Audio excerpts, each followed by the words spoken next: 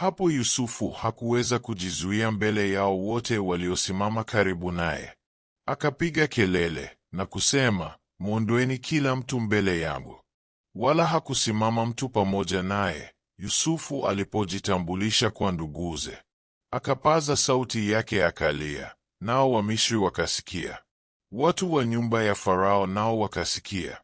Yusufu akawaambia ndugu zake, "Mimi ndimi Yusufu, baba yangu angali hai bado." Wala ndugu zake hawakuweza kumjibu, maana waliingiwa na hofu mbele yake.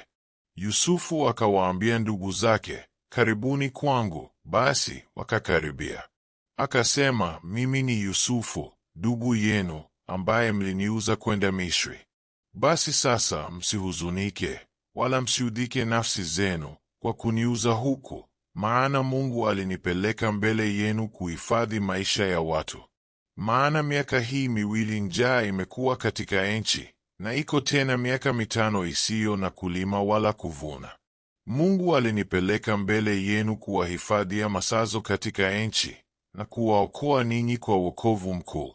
Basi si ninyi mlionipeleka huku, ila Mungu, naye ameniweka kama baba kwa Farao, na bwana katika nyumba yake yote, na mtawala katika nchi yote ya Misri.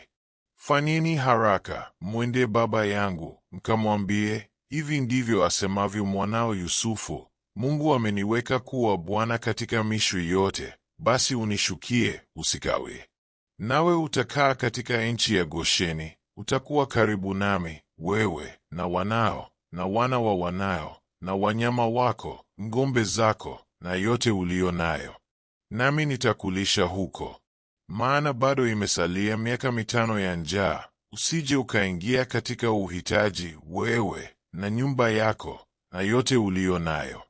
Na tazama, macho yenu yanaona, na macho ya ndugu yangu Benyamini, ya kwamba ni kinywa changu mimi kinachosema nanyi. Nanyi mtamwarifu baba yangu habari za fahari yangu yote katika Misri, na za vyote mlivyoviona, mkafanya haraka kumleta huku baba yangu. Akaanguka shingoni mwa ndugu yake Benyamini, akalia. Benyamini naye akalia shingoni mwake. Akawabusu ndugu zake wote, akalia nao. Baada ya hayo, nduguze wakazungumza naye. Habari ikasikika nyumbani mwa Farao kusema, ndugu zake Yusufu wamekuja. Ikawa vema machoni pa Farao na machoni pa watumwa wake. Farao akamwambia Yusufu, waambie ndugu zako, fanyeni hivi, wachukuzeni mizigo wanyama wenu, mwondoke mwende nchi ya Kanaani. Kisha mkamtwae baba yenu na watu wa nyumbani mwenu, mkanijie, nami nitawapa mema ya nchi ya Misri, nanyi mtakula unono wa nchi. Nawe umeamriwa, fanyeni hivi, mjitwalie magari katika nchi ya Misri kwa watoto wenu wadogo na wake zenu, mkamchukue baba yenu mje.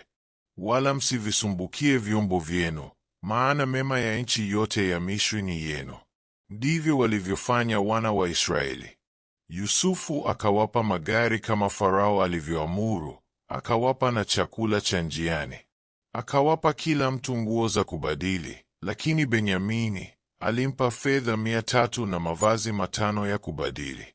Na babaye akampelekea kama hivi, punda 10 waliochukua mema ya Misri, na punda wake 10 waliochukua nafaka, na mikate, na chakula kwa babaye njiani.